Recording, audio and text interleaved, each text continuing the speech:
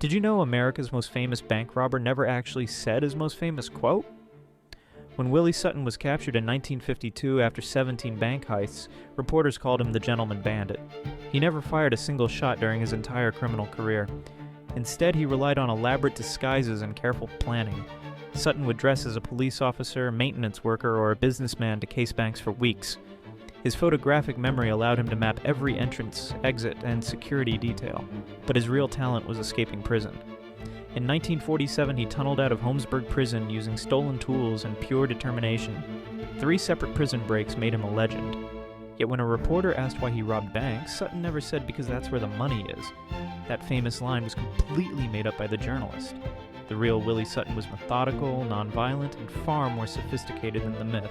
Sometimes the legend becomes more famous than the truth.